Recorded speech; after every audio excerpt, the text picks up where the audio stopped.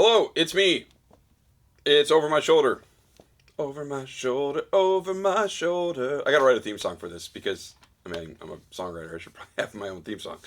It's been about 5 or 6 days, I think, since I made one of these because, A, just been busy. B, my new Telecaster is actually at my guitar guy's shop right now. I'm getting some shielding done on the electronics because I was getting some interference and some like just static when I would like kind of like brush my pinky along the pick guard. I just noticed it and I was just like, this is above my pay grade.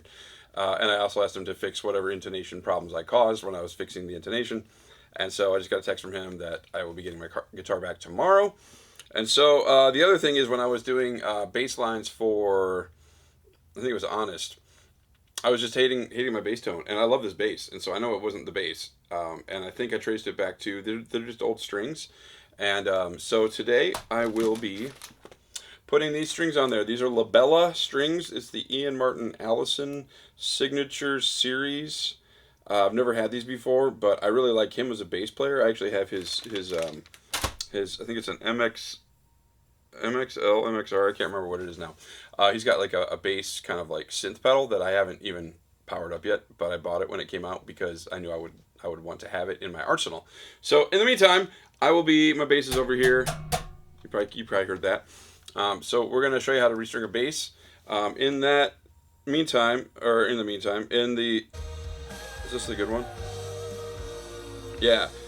You always you gotta have good music when you're restringing instruments, and so this is shoot mute. There we go. So I just got this vinyl. This is Daniel Seavey, okay, and he is one of the opening acts for Charlie Puth's tour, and Charlie's coming to Detroit in May, and I've got ridiculously good tickets because ever since I started getting good tickets, I think I got second row to John Mayer back in like 2013, and ever since then I can't sit far away. So, anyways, going to see Charlie Puth. He's definitely one of my favorite artists that's making music today. And so I wanted to see who he was bringing with him. And this is one of the opening acts. The other one is a girl. I can't remember her name, but she doesn't have any vinyl. So, got Daniel Seavey's latest record on record.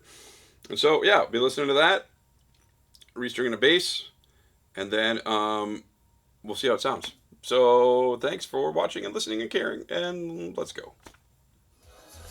Okay, we got everything set up. And we're listening to, this is Waves, I believe the song is called. It's got a pretty good stank face vibe to it. Everybody's like,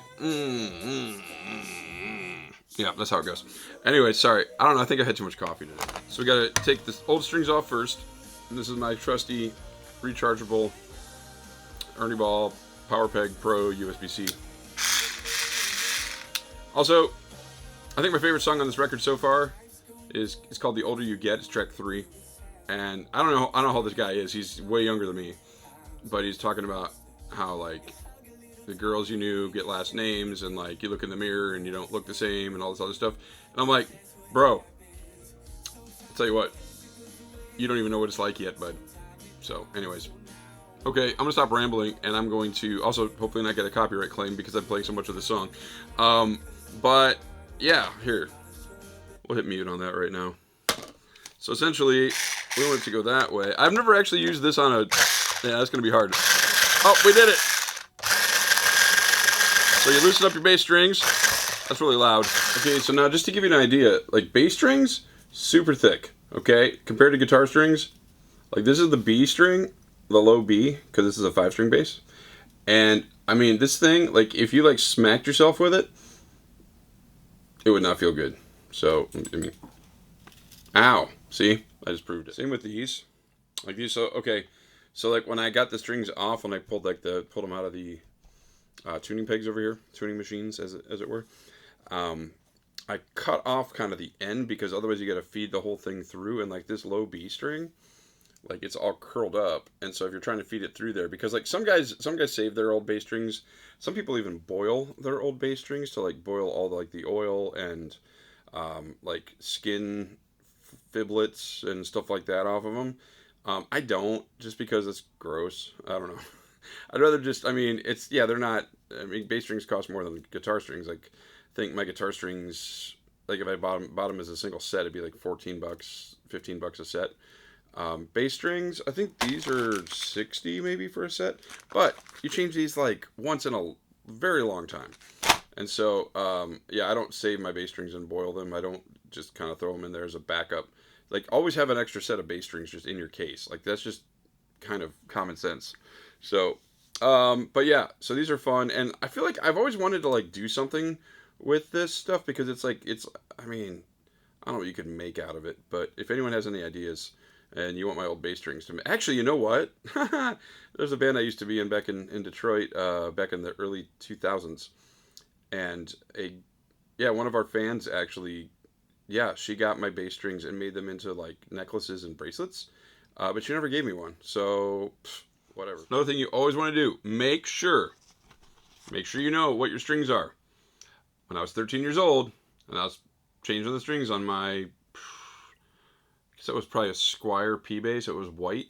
It was like the most basic bass ever, but it's the bass that I learned how to play on. So I guess can't really slam it too hard. I mean, I played along to Mother's Milk by the Chili Peppers. I played along to, what was it? Stone Temple Pilots, whatever the album that was that had Plush on it. Core. I played along to Rage Against the Machine, all that other stuff on that white basic P bass that probably the action was probably a mile high. But anyways, I flipped up I think it was like the A and the D string. Yeah, because it, or maybe it was the D and the G string because it didn't have a B string because it was only a 4-string bass.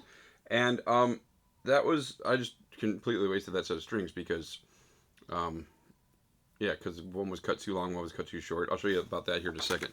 So what you want to do when you're changing your bass string, so this is the big fat B string, which is actually an A sharp the way that I play it because I'm 2.5 steps down, is you string it through this bridge on this thing. This is a G&L L2500. Which is just lots of fun.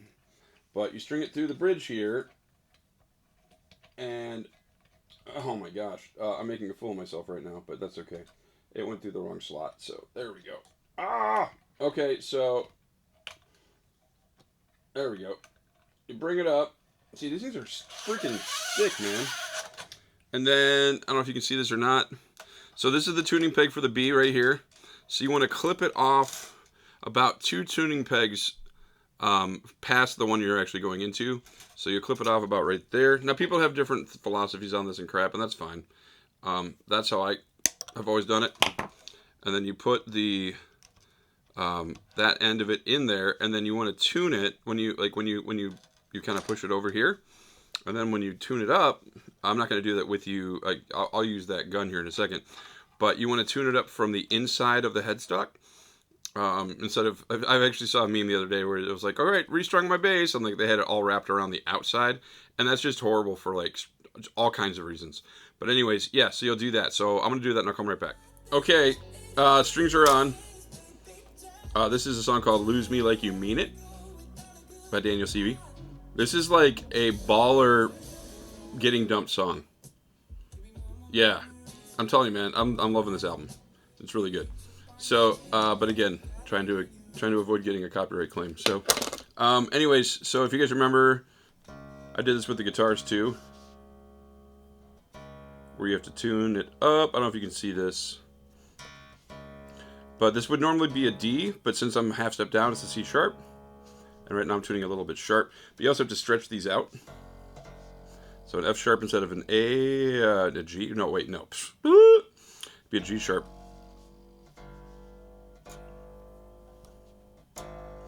And I'm telling you, I did not know how bad the strings were on the other bass until I started hearing these.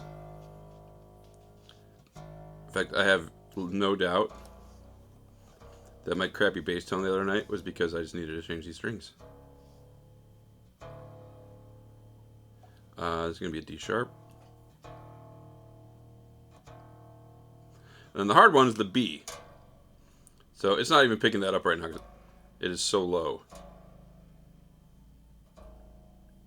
Sometimes you have to do 12 fret harmonic. I'm not even picking that up. Holy smokes. I might have to do that on my other tuner. Oh wait, there it is. Come on. Oh, so it's at an A, so I need to go up. That's why. It's just super A sharp. Okay, cool. So this thing's all tuned up now. So I'm gonna go switch over to that desk over there, and see how this bass sounds with these brand new strings on it, knowing full well that they're gonna need to stretch out a few times. And also, I'm gonna have a Valentine's Day Reese's miniature because I didn't have a Valentine this year, but I had some Reese's miniatures, so it was all right. All right, got the bass restrung. I actually restrung the J40 as well. So yeah, I'm gonna throw my headphones on and we are going to record this song on the acoustic. Ooh, that's loud.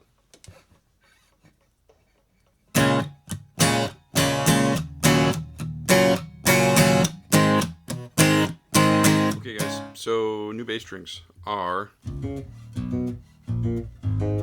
really, really nice. There's a couple parts in this song that I love. I forgot how it took me a really long time to learn the part that I wrote for this song. But it's like, even the intro is just like...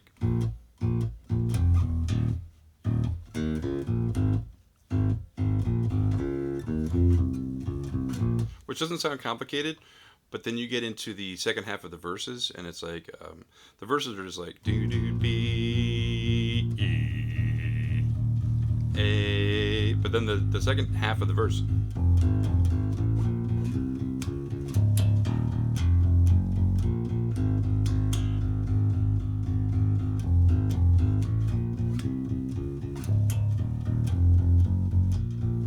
and the hard part about that was because it goes like, so it's on the A string, it's B, C sharp, D, then going down to the low D on the third fret of the lowest string. So you're actually skipping over the E string.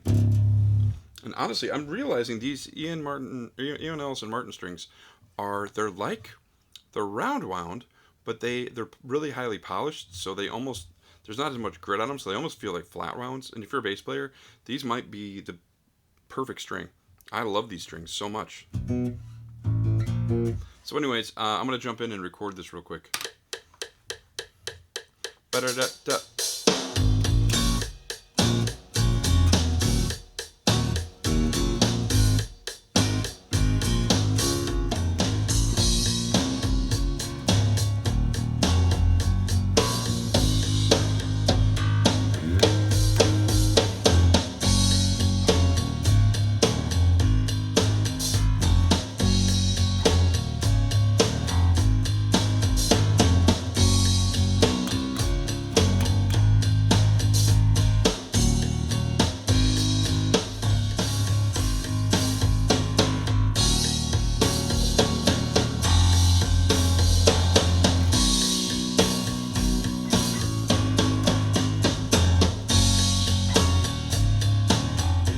Go through and edit a little. No, not that. So I'm gonna get rid of this for a second because I just need to get around here. All right, so let's get back to the very beginning. And so let's see here. Well, I just got rid of the transport window and I actually wanted it, so we'll bring it back. We'll bump it back to that.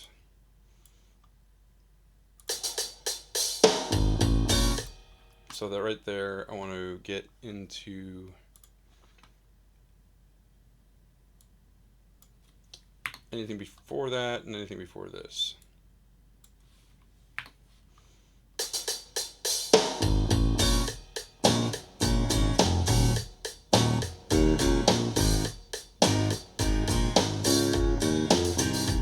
Here at the end, I've got this outro.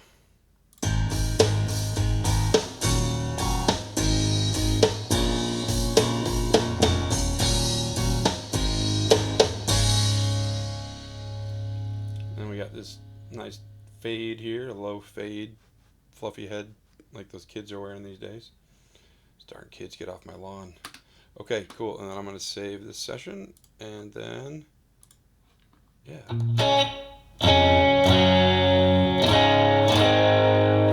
All right, last thing I'm doing tonight is at least one Jazzmaster kind of rhythm track, maybe a lead track. We'll see.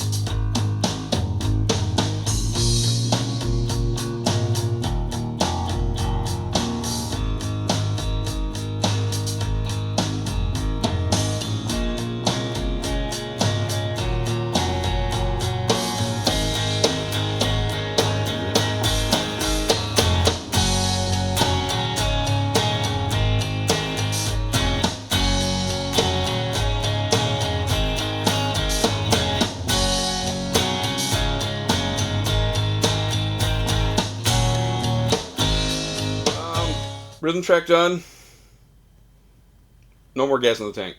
I've been doing this for a few hours, and I'm ready to go home. So, yeah. Thanks for watching. Thanks for listening. Thanks for caring. Hope you have a good night. Peace.